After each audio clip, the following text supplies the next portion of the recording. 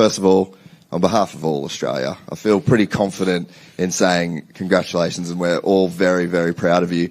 But where do you go now, already winning every single thing that there is to win? Like, there's not even a perfect season outdoors for you to check off the box. Like, that's it. You've cleaned the championship house now, but you're 20 and you've got a massive career in front of you. Have you had any chance to reflect on where the goalpost shifts to now, and what is going to be the new goals going forward?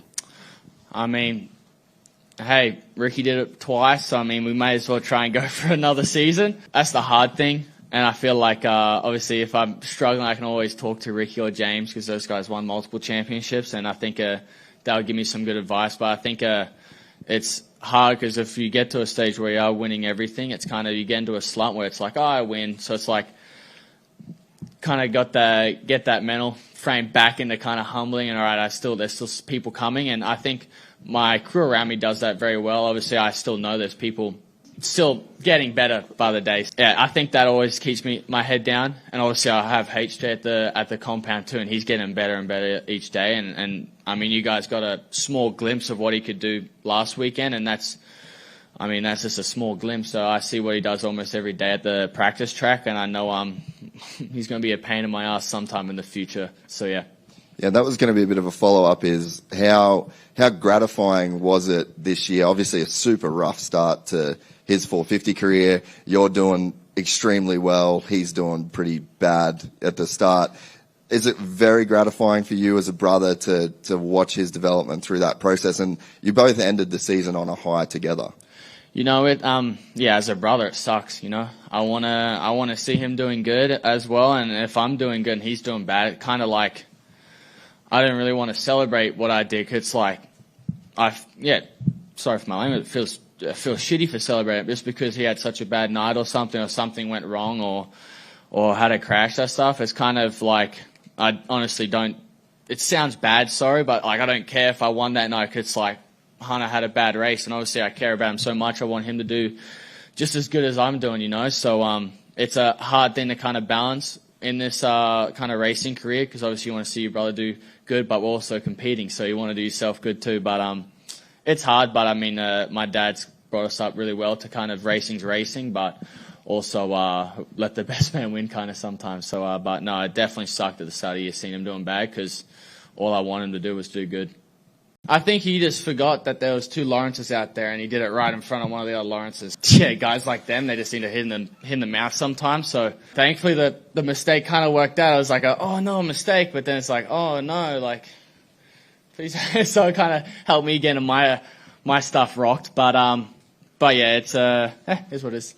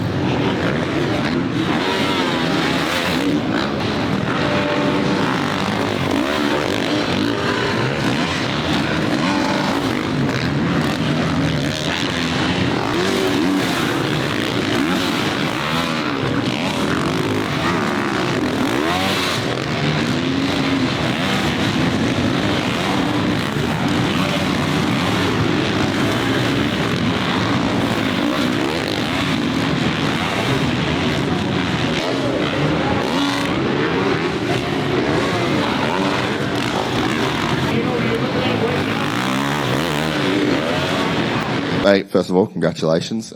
You've been at this a minute. You've been in some title fights. Was there anything different this year that you did different, or that you've, like an accumulation of knowledge to get to this point? Or is this just a legit message to riders out there to just stay in the game, keep working, and eventually it's going to happen?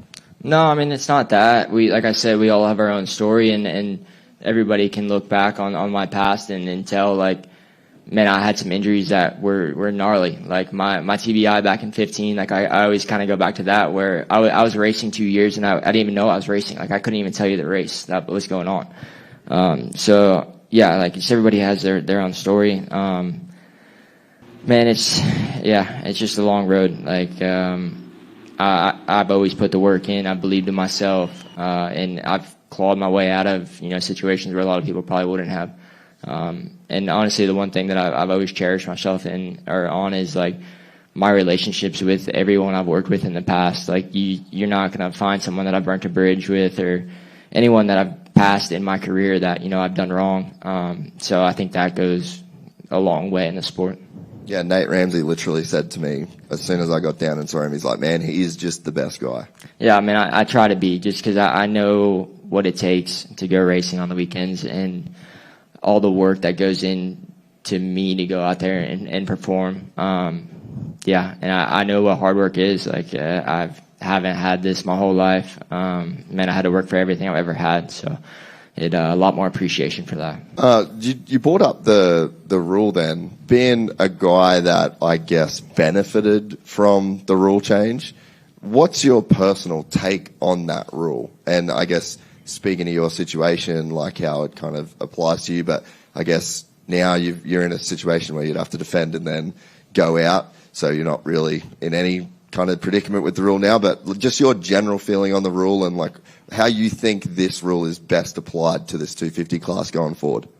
I mean, it's not the same as what it was back in the day. Like, our sponsors are getting so much from me racing a 250, and that's just how it is. Like, and it wouldn't be that way if I was not still in the class. So business-wise, exposure-wise, everything, like, there's no really wrong to it. People can hate or say whatever as much as they want, but we're still at the top of our game. Like, man, we have to be good on a 250. Like, yeah, it's taken me a while, but I've learned a lot.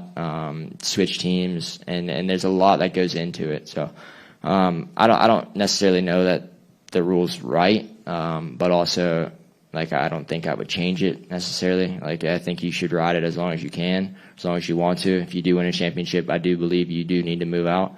But yeah, I mean, if you give me an option to defend next year, 100%, I'm going to try. And just what about the coast in general? Like, do you see the benefit in like combining the 250 class and making it a full championship? Because like you said, like the level that you guys are on, Jett was here last year and then now he's just completely dominated the 450 class. Like, is there an argument to join the classes, make it 17 races, and that would bring even more legitimacy to guys like yourself? The way I look at it is I would say that you should run East 4 rounds, West 4 rounds, 6 combined. And I feel like that would be a legit championship, and no one can say anything bad about that. Like, we have good racing. Both of our showdowns were awesome. So yeah, more showdowns, and yeah, I think you can't really complain about that. And would you still give an East and a West championship? Yeah, I would say, because then you just get the combined points. So yeah, I mean, you're still racing that, but also you're giving the fans a lot more like show.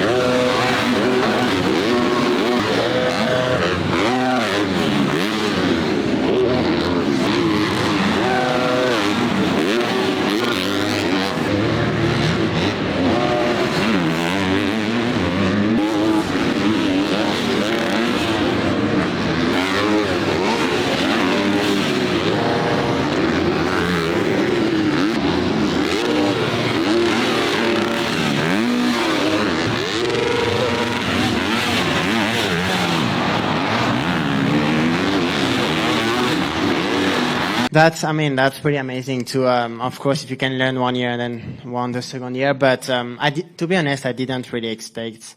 My goal was to be consistent during the whole season and of course try to fight for the win. But I don't know. After I won Daytona and 2 in a row in Birmingham, I just felt okay. I got that. Like I'm pretty close. I can fight for the title and. I made it to the end. So it's pretty amazing, to be honest. I felt great all season. Way better than last year. I was struggling a lot last year and I feel like going to the Supercross this year, I was enjoy it more and, was really amazing. I kind of knew like Aiden tried to mess with me already from press day, but I kind of understand it. In this position, I would maybe do the same, to be honest. He's still young and he's riding good. Especially today, he rode good all day and he tried a little bit to mess with me, but I cannot really be angry at him because maybe I would do the same. Like when you're second and you're chasing, we're training so hard the whole year for that title and I cannot understand, to be honest, messing a little bit with me. Mate, congratulations. So 2-time MX2 world champion. That's a very, very hard series to win. That's a very competitive series. Maybe I'm interested to know a comparison. It's a shorter series here. You've got a lot of these kind of breaks and, different conditions and different tracks and completely different discipline. But how does it compare to winning an MX2 title and then going into the scenario tonight? There's a lot of pressure. Do you draw on that MX2 championship experience? I think so, yeah. That's helped me a little bit tonight, but I would say that title was harder than the one in MX2. I feel like it's only my second year in Supercross, so I feel like I still have a lot to learn, and I'm actually learning every race, I feel like. So I feel like in GP I kind of control. I knew what I was doing a little bit more in outdoor and feel a little bit more safe. And it's actually a championship with 20 races, so it's way shorter and you cannot do any mistake. And it was hard today, to be honest. A little bit harder, I would say, than my 250 title in Europe. And I know that English isn't your first language, so do you want to take a moment to just give a message to the French fans and maybe friends and family at home in French? Yeah, I can. Non, c'était vraiment une journée incroyable pour moi et je suis vraiment content dans ma deuxième année à remporter le championnat.